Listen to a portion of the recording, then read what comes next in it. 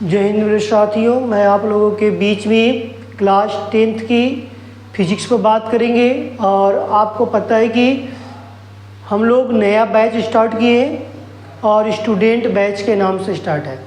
और मैं आशा करता हूँ कि आप अच्छे होंगे, मस्त होंगे, जिंदाबाद होंगे, जहाँ भी होंगे स्वस्थ होंगे। और आप लोग 9 से अब 10 में जाने वाले हैं, तो 10 का जो सिलेबस अब धीरे धीरे स्टार्ट कर दिया जाए। और शिवरात्रि के अवसर पर सभी लोगों को बहुत बहुत शुभकामनाएं पूरे भारतवर्ष में।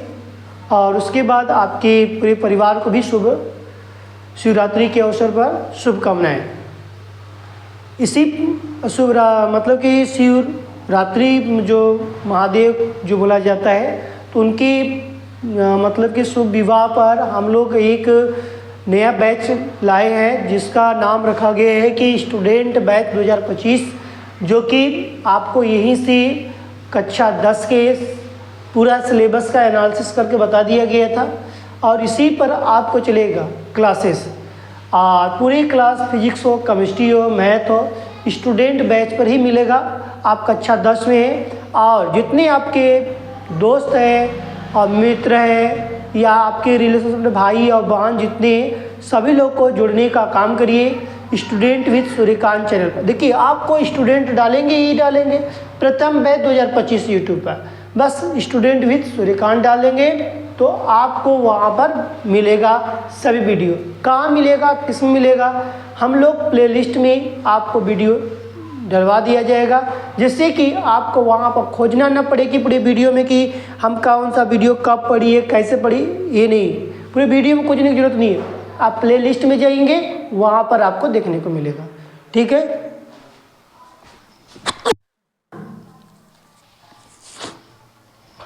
तो हम लोग अपना टॉपिक स्टार्ट करेंगे।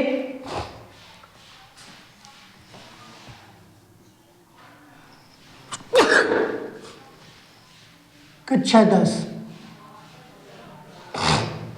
देखिए, आपको यहाँ से फिजिक्स पढ़ने की बात पता चल जाएगा। और यदि आप पढ़ने में ठीक ठाक हैं तो ठीक है, नहीं ठीक है तभी कोई दिक्कत नहीं है। आपको एक चीज़ यहाँ पर गाइडेंस दिया जाएगा, उसी गाइडेंस के अनुसार आपको चलना है, जिससे कि आपको बेनिफिट मिलेगा अच्छा से अच्छा।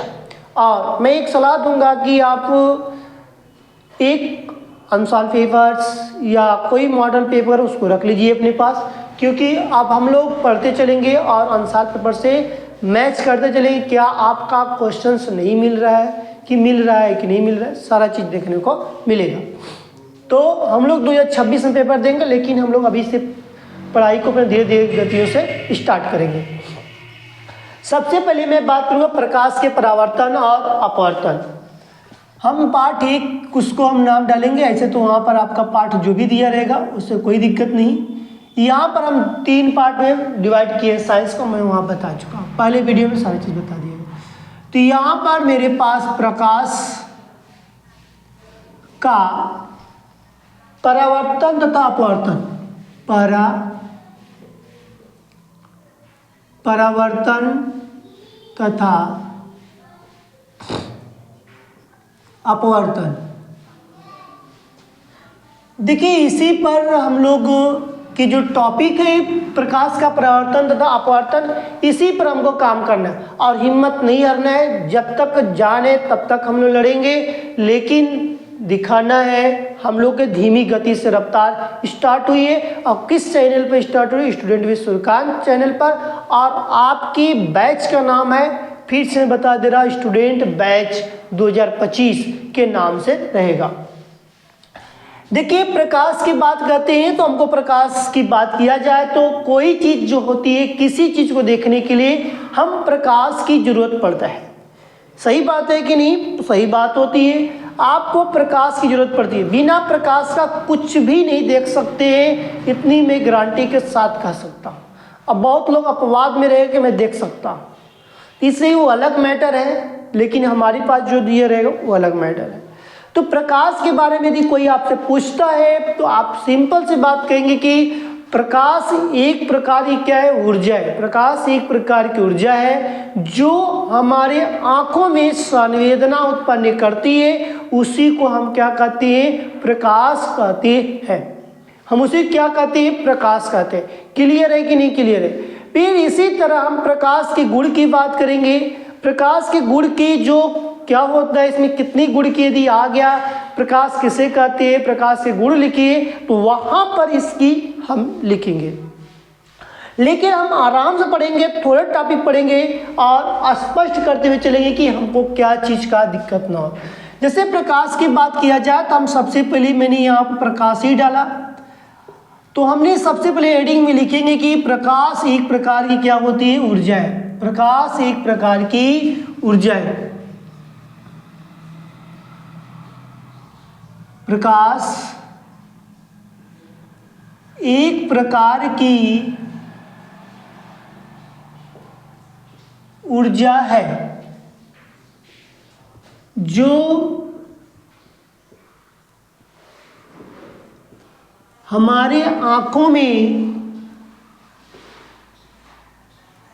जो हमारे आंखों में संवेदना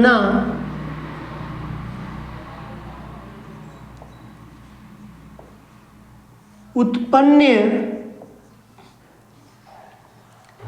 करती है, उसे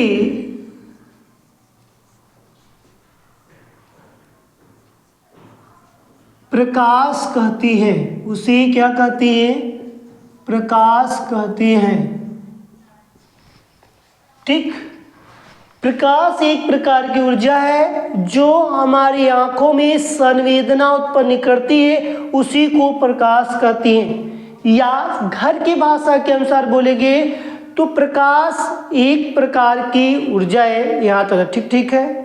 और हमको किसी वस्तु पर प्रकाश पड़ता है तो वहां से टकराकर मेरे आंखों में जाता है, तो मुझे स्पष्ट जहां दिखाई देता है उसी को हम प्रकाश कहते हैं। जैसे कि हमको बोला जाता है कि कोई चीज रातों में ढूंढने के लिए, खोजने के लिए, तो हम लोग खोज नहीं पाते हैं, हम लोग खोज अदम नहीं पाते हैं, जिससे कि दिक्कत ही दिक्कत होती है। इसलिए प्रकाश को देखा जाए तो प्रकाश में हमारे पास ये चीज हमको पता होना चाहिए कि प्रकाश जो हमारी आंखों में क्या करते, संवेदना, मतलब कि उसके द्वारा जो प्रकाश टकराता है किसी वस्तु पर तो मेरे आंखों में जाकर पड़ता है और उसके बाद मुझे वो वस्तु क्या करती है, क्लियर और स्पष्ट दिखाई देती है। तो प्रकाश की इस तरह की हम लोग बात करते हैं। तो यहाँ तक किसी को डाउट्स? प्रकाश एक प्रकार की ऊर्जा है जो हमारे आंखों में संवेदना उत्पन्न करती है, उसे हम प्रकाश कहते हैं। अगला हम लिखते हैं प्रकाश के गुण। प्रकाश के देखिए गुण। अब प्रकाश के गुण क्या होते हैं, कितने गुण होते हैं, गुण की पर चर्चा करते हैं। तो गुण निम्नलिखित होते हैं, ये बात सत्य है कि गुण कितने होते हैं, निम्नलिखित होते हैं। लेकिन हम 5 गुण की बात पढ़ेंगे, गुण कौन कौन होते हैं। पहले पॉइंट में प्रकाश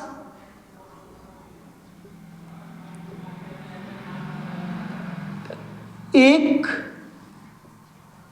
सीधी रेखा में चलती है, सीधी रेखा में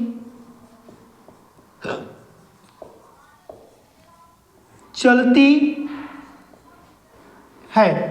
प्रकाश क्या करती है, सीधी रेखा में चलती है। दूसरे नंबर पर मैं बात करूंगा प्रकाश का तरंग दैर्घ्य। प्रकाश का तरंग दैर्घ्य 3900 एंगस्ट्रॉम से 7800 एंगस्ट्रॉम तक होता है। क्या होता है, तो यहाँ पर 3900 एंगस्ट्रॉम से 7800 एंगस्ट्रॉम तक होता है। तो इस तरह के हमारे पास जो वैल्यू की बात की जाए तो आप कोई पूछ देगा नोट से ही पर डाल लेना। 1 एंगस्ट्रॉम बराबर 10 की पावर माइनस 10 मीटर होता है। 1 एंगस्ट्रॉम में कितने मीटर होता है तो कोई पूछेगा तो हम बता सकते हैं कि एक एंगस्ट्रॉम बराबर 10 की पावर माइनस 10 मीटर होता है। तीसरे पॉइंट में क्या लिखेंगे, निर्वात में प्रकाश की चाल। निर्वात में प्रकाश की चाल, निर्वात में प्रकाश की चाल की बात करें तो 3 गुणे 10 के पावर 8 मीटर पर सेकेंड होती है।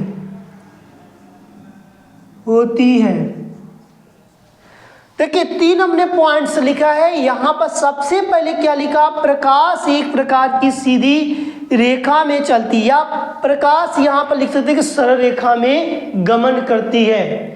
गमन रेखा भी कह सकते हैं या सीधी रेखा भी कह सकते हैं। प्रकाश का तरंग दैर्ध्य कितना होता है तो हम 3900 एंगस्ट्रॉम से लगा 7800 एंगस्ट्रॉम तक की बात किया जाता है। किसी किसी बुक में यहाँ पर 4000 एंगस्ट्रॉम से 8000 एंगस्ट्रॉम तक देगा। इससे कभी कंफ्यूजन मत रहिएगा कि गलत है, गलत नहीं है, वो भी सही है, वो भी सही है।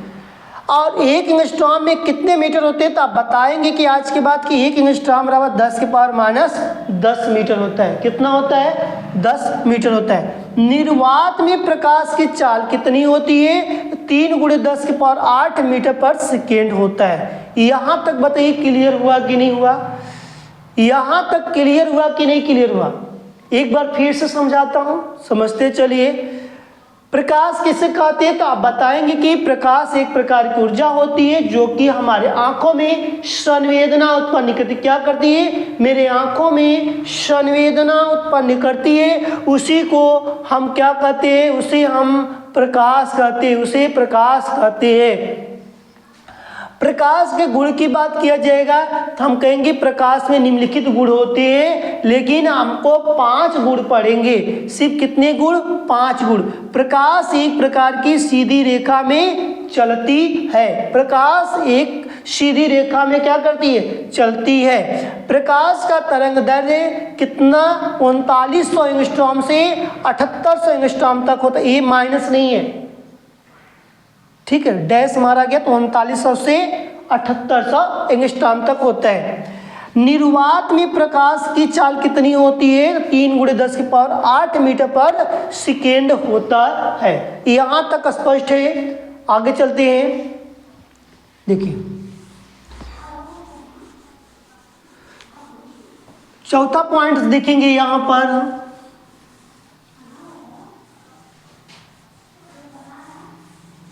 देखिए चौथे पॉइंट में हम क्या लिखेंगे, प्रकाश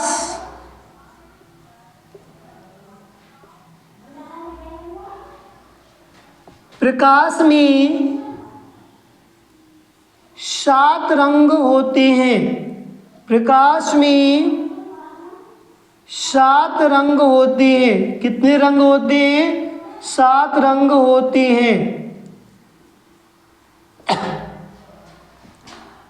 5वां, प्रकाश में कितने रंग होते हैं, 7 रंग होते हैं। प्रकाश एक प्रकार की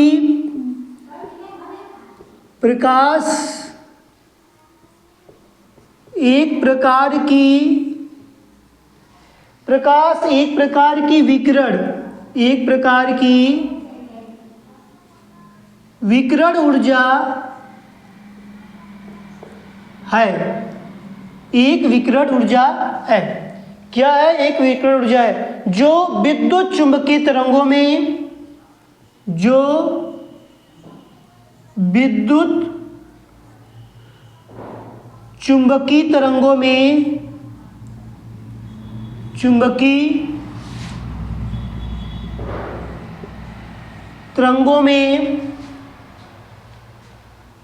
तरंगों के रूप में चलती है,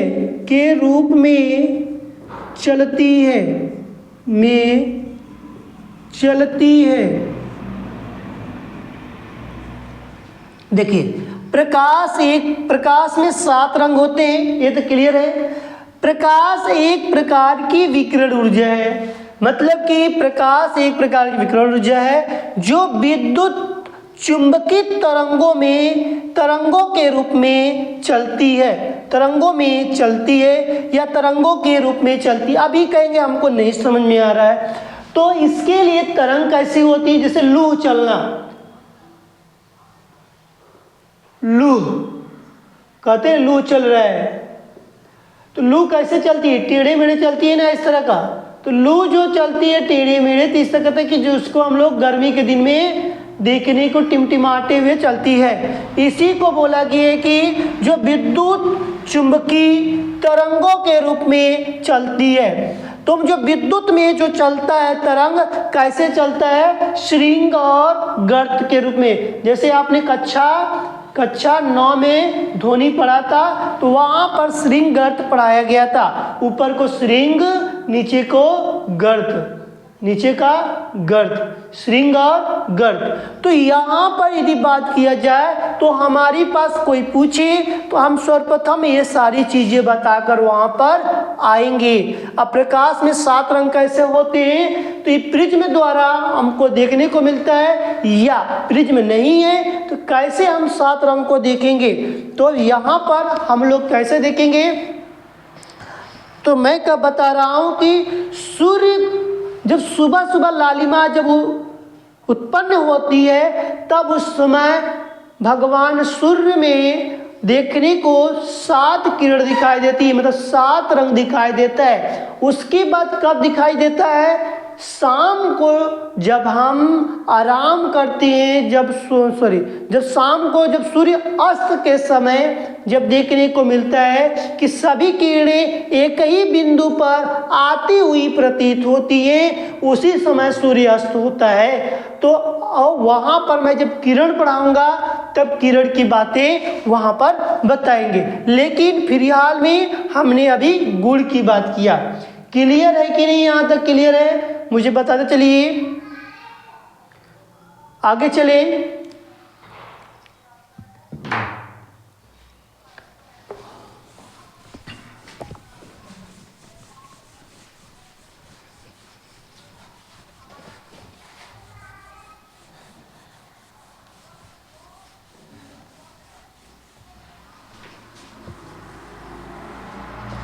देखिए, नेक्स्ट की मैं बात करता हूं।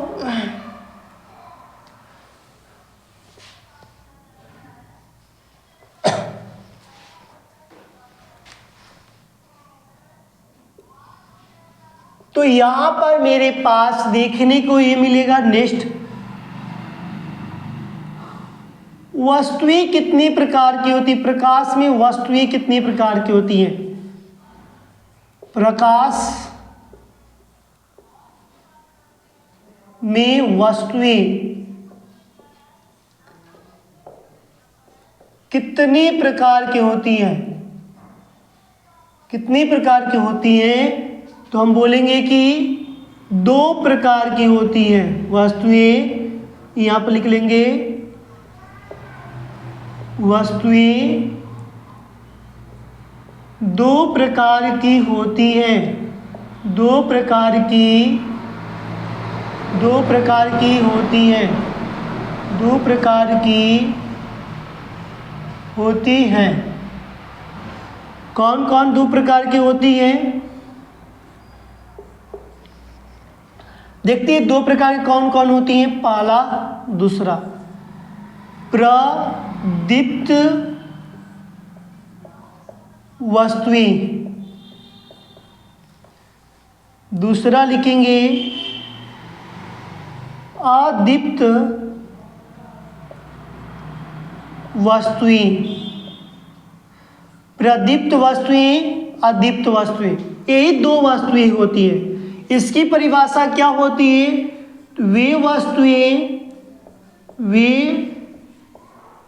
वस्तुएं जो स्वतः प्रकाश उत्पन्न करती हैं, स्वतः प्रकाश उत्पन्न करती हैं, उसे हम क्या कह सकते हैं, लिख लेते हैं, उसे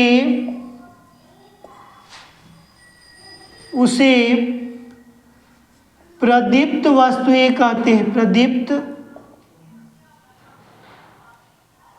वस्तुएं कहते हैं। प्रदीप्त वस्तुएं कहते हैं।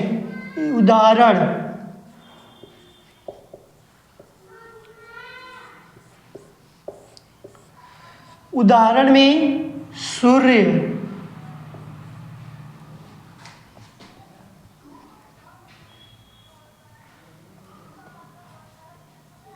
बल्ब आदि। दूसरा, अदीप्त वस्तुएं,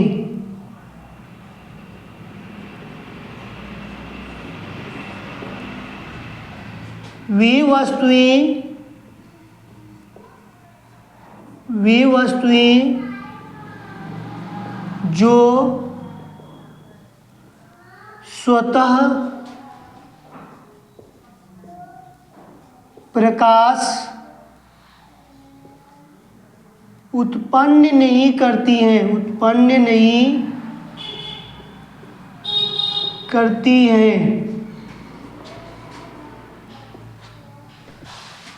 उसे अदीप्त वस्तुएं कहते हैं।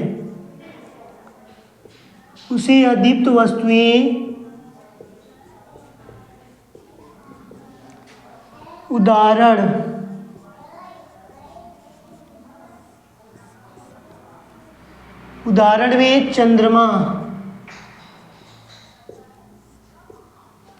मेज आदि। तो इस तरह की हमारे पास जो दिया जाएगा, पूछा जाएगा, तो हम लोग इस तरह की बात यहाँ पर करते हैं। यहाँ पर हम लोग की जो बातों को देखने को,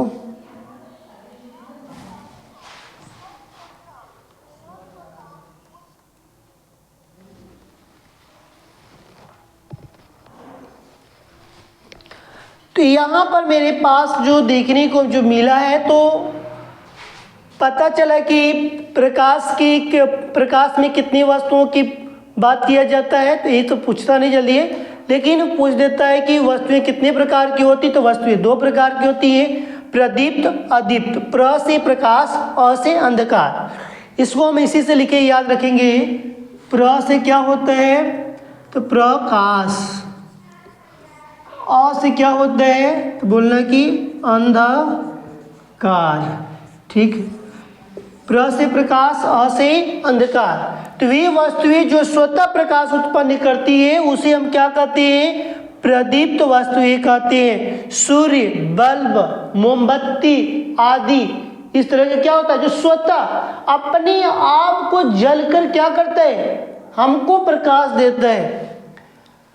अदीप्त वस्तुएं वे वस्तुएं जो स्वतः प्रकाश उत्पन्न नहीं करती है, उसे अदीप्त वस्तुएं कहते हैं, जैसे चंद्रमा, मेज आदि। तो इस तरह के यहाँ पर हमारे पास प्रश्न बनता है, तो हम लोग यहाँ पर लिख कर आते हैं। नेक्स्ट की मैं बात करूँगा, एक क्लियर हुआ, आगे चलते हैं।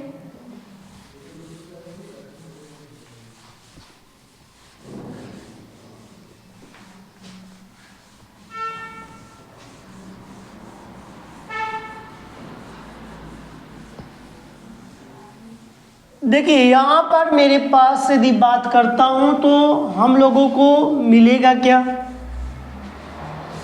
प्रकाश के परावर्तन। हेडिंग डालेंगे, प्रकाश का परावर्तन। प्रकाश के परावर्तन का नियम। यदि प्रकाश के परावर्तन के नियम की बात किया जाता है, तो प्रकाश में पहले मैं सुना देता हूं, फिर उसके बाद लिखता हूं। प्रकाश एक प्रकार के प्रकाश किसी चिकनी या पालिशदार सतह से टकराकर अधिकांश उसी मार्ग में जो लौट जाता है उसी को हम क्या कहते हैं, प्रकाश के परावर्तन का नियम कहते हैं। इसमें कितने नियम होंगे, 2 नियम होंगे। जो दोनों नियम किस पे डिपेंड करेगा, इसके डायग्राम पर डिपेंड करेगा। डायग्राम कैसा होगा, डायग्राम किस तरह का होगा, तो यहाँ पर मैं सबसे पहले डायग्राम की बात करेंगे, फिर उसके बाद हम ठीक इसको हमने M1 से दर्शाएंगे, इधर M2 से दर्शाएंगे, इधर यह M1 इधर, कोई दिक्कत नहीं।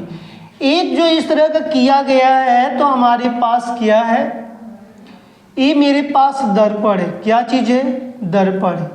दर्पण है तो हम लोग के पास इस तरह का डायरेक्शन दिया रहता है। इसको बोला जाता है कि आपतित किरण, इसको बोला जाता है परावर्तित किरण। इसको क्या बोलते हैं, अभिलंब। इसको क्या बोलते हैं, अभिलंब। यहाँ पर जो है इसको क्या बोलते हैं, आपतन बिंदु। इसको क्या बोलते हैं, आपतन बिंदु। यहाँ पर हमारे पास कोण होता है, तो आपतन कोण, परावर्तन कोण, इसको हम लोग इस डायरेक्शन की बात किया जाए तो ये आपतन कोण हो जाता है, आपतन कोण हो जाएगा। ये हमारे पास क्या हो जाएगा, परावर्तन कोण, जो कि सदैव बराबर होता है, जो कि सदैव बराबर होता है। आपतन कोण को I से, परावर्तन कोण को R से प्रदर्शित किया जाता है। मैं डायग्राम इसलिए बना दिया कि तुमको दिक्कत न हो, परेशानी न हो। बाद में ये मत कहना कि हमको डायग्राम ही नहीं पता चला, कहाँ से प्रकाश आया, कहाँ गया, इसके बारे में नॉलेज होना चाहिए। ये बात सत्य है। यहाँ पर मैंने बना दिया सूर्य, सूर्य बनाया, सूर्य को मैंने इस तरह के डायरेक्शन में सजा दिया। तो इस तरह की जो बात किया जाए तो हमारे पास ये जो सूर्य, तो जो सूर्य की जो किरण जो निकल रही है, तो किसी दर्पण, मतलब माने ग्लास पहन लिया, ग्लास पहनने के बाद में चमकाते हैं कि नहीं चमकाते हैं, तो चमकाते हैं तो हमारी जो किरण है तो एक से आपतित किरण, परावर्तित किरण और किस पे होती है, आपतन बिंदु पर अभिलंब, तीनों एक ही तल पर होता है कि नहीं, तीनों हमारे पास एक ही तल पर होता है। इसी को हम लोग पहला नियम। दूसरा नियम में ये बात किया जाता है कि आपतन कोण, परावर्तन कोण क्या होता है, सदैव बराबर होता है। मतलब कि कोण I बराबर कोण R, कोण I बराबर कोण R होता है। इसी तरह का यहाँ पर बात पूछी जाती है। क्या ये हमारे लिए इम्पोर्टेंट होगा, हाँ इम्पोर्टेंट होगा। जो कि क्या पेपर में पूछने लायक है, हाँ पूछने लायक है। अर्धवार्षिक हो, वार्षिक हो, या हमारे पास प्री बोर्ड हो, वार्षिक का मतलब जो बोर्ड का होगा, उसमें भी हमको ये प्रश्न देखने को मिलेगा। तो हम लोग को इस तरह के लिए प्रश्न बताया जाता है, तो हम क्यों ना अच्छे से सिलेबस पर अध्ययन करें, जिससे कि हमको स्टूडेंट बैच में पता चले कि आपके लिए क्या किया जाए। अब जब हम पढ़ेंगे तब, और नहीं पढ़ेंगे तो कुछ भी नहीं मिलने वाला है। ठीक है, तो हमने डायग्राम बना दिया, आप डायग्राम नोट्स कर लीजिएगा, क्योंकि डायग्राम हम अब दोबारा नहीं बनाएंगे। ठीक है, अब चलते हैं हम अपनी परिभाषा पर। सबसे पहले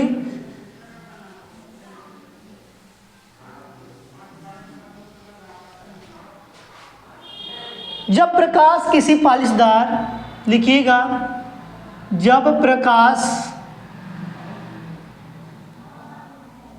किसी पालिशदार व चिकनी,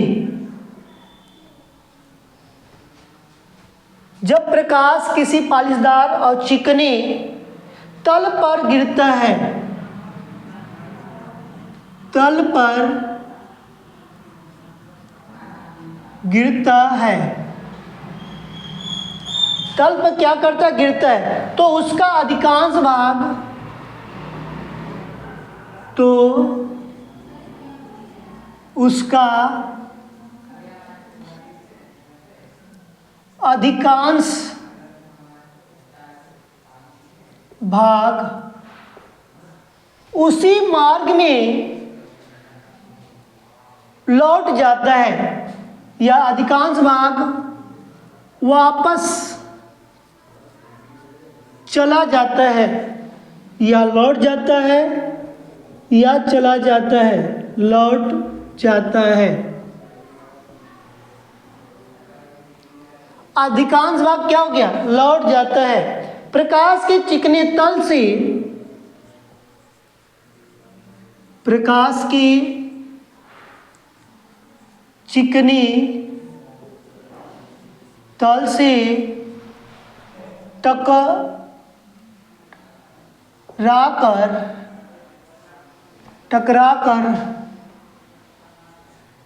लौटने की प्रक्रिया को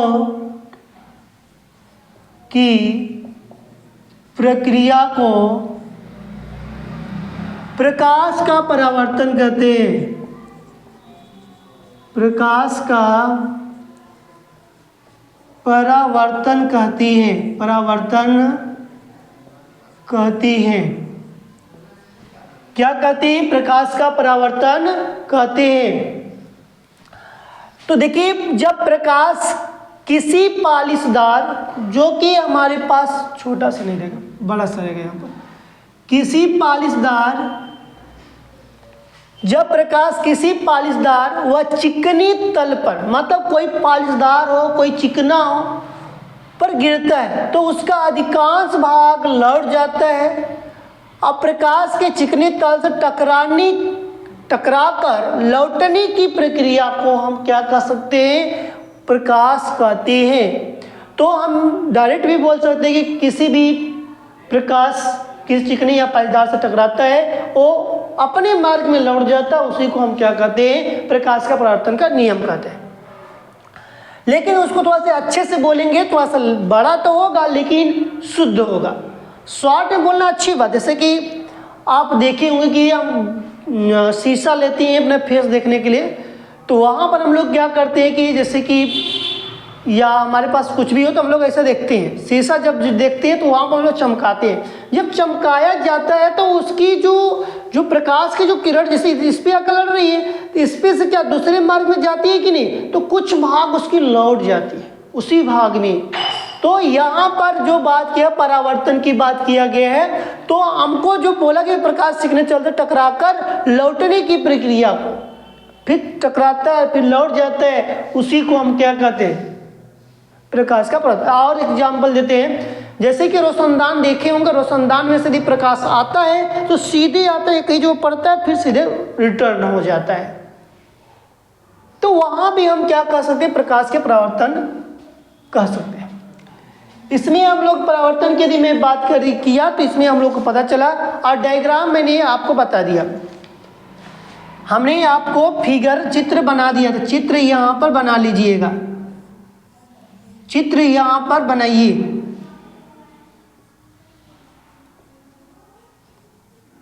ये मैं लिख दिया, तो इसका मतलब आपको चित्र बनाना है यहाँ पर, ठीक है। मैं भी चित्र जो बनाया तो उसी चित्र को यहाँ बनाना है। अब यहाँ पर आपको बात परावर्तन के नियम की बात किया जाता है। परावर्तन के नियम, परावर्तन के कितने नियम होते हैं, तो हम बोलेंगे 2 नियम होते हैं।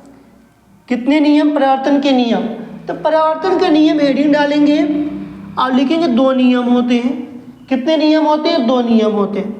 तो यहीं पर लिख देते हैं परावर्तन के 2 नियम, परावर्तन के 2 नियम होते हैं, 2 नियम होते हैं। कौन कौन 2 नियम होते हैं, पहला नियम क्या बोलते हैं, दूसरा नियम क्या बोलेगा, दोनों के बारे में हम देखते हैं। तो आपके देखो कैसे लिखेंगे, डायग्राम थोड़ा सा मैं छोटा सा बना दे रहा, लेकिन आप डायग्राम बना लेना। तो मैंने फिगर बनाया था, उसी को मैं लिख दिया, मैं पहले जस्ट बना दिया था। तो यहाँ पर हम लिख सकते हैं, बता सकते हैं कि आपतित किरण आपतित किरण आपतन बिंदु पर अभिलंब, आपतन बिंदु पर अभिलंब और देखो, आपतित किरण आपतन बिंदु पर अभिलंब और परावर्तित किरण, परावर्तित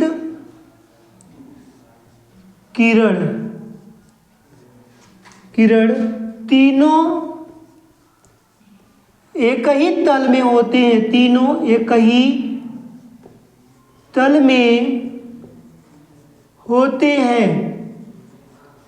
तीनों क्या होते हैं? एक ही तल में होते हैं, मतलब एक ही जगह क्या हो रहा है? स्थित हो रहा है। सेकेंड पॉइंट्स, आपतन कोण और परावर्तन कोण सदैव बराबर होते हैं, सदैव बराबर होते हैं। क्या होते हैं? सदैव बराबर होते हैं। तो यहां पर हमारे पास दोनों नियम की मैंने बात किया, तो दोनों नियम मैंने लिख दिया। ये आपके पास आपतित किरण है, ये आपके पास अभिलंब है, मैं लिख दिया फिर से। ये आपके पास परावर्तित किरण है, ये आपके पास M1 और M2 है, क्या है? दर्पण है। यहाँ पर आपके पास के आपतन बिंदु है, यहाँ पर I है, यहाँ पर R है, जिसको लिखते कोण I बराबर कोण R। तो हमको यही चीज हमको पता होना चाहिए कि यदि कोई पूछता है तो हम बता सकें, लिख सकें, इसी के बारे में हमको जानकारी होनी चाहिए।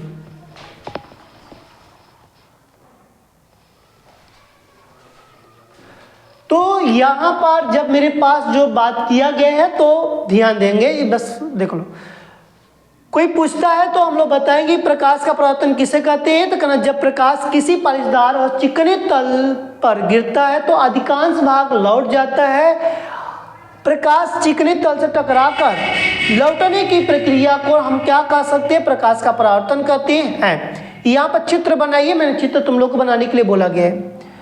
और परावर्तन के नियम कितने होते? दो नियम होते। कौन कौन दो नियम होते हैं? तो आपतित किरण आपतन बिंदु पर अभिलंब, आपतित किरण आपतन बिंदु पर अभिलंब और परावर्तित किरण तीनों एक ही तल पर होते हैं। तीनों क्या होते हैं? एक ही तल पर होते हैं। तो आपतन कोण और परावर्तन कोण सदैव क्या होते हैं? बराबर, मतलब कि कोण I बराबर कोण R। तो इस तरह की यहाँ पर यदि बात पूछी जाती है तो हम लोग क्या कर सकते हैं? लिख सकते हैं और बता सकते हैं। तो आज का जो मेरा जो टॉपिक था, तो प्रकाश के परावर्तन से प्रकाश किसे कहती है, तो हम लोग यहाँ सीखा। कल का हम लोग का टॉपिक रहेगा प्रतिबिंब के बारे में हम लोग बात करेंगे। प्रतिबिंब किस तरह का बनता है, वास्तविक बनता है, आभासी बनता है, तो उस तरह के हम लोग बात करेंगे। और जो भी आपने आज टॉपिक सीखा उसको अच्छे से रिवीजन कर लीजिएगा और अपने जो दोस्त और मित्रों में भी, अपने रिलेशनशिप में भी उनको भेजिए कि वो भी पढ़ लें, क्योंकि उनको भी बोर्ड में धीरे धीरे क्या करें? याद करने की प्रक्रिया है। जिससे मैंने बताया ना, यहाँ पे इम्पोर्टेंट्स बता दिया, ये क्या है हमारे पास इम्पोर्टेंट है। इस तरह का हम हर समय आपको बताते चलेंगे कि कौन सा क्या क्या चीज़ इम्पोर्टेंट होने वाली है। और उसके बाद जब पेपर देंगे तो खुद ही पता चलेगा कि मैंने जो बताया क्या किया वो उपस्थित आपके पेपर में मिला कि नहीं मिला। ठीक है, आज की क्लास यहीं पर।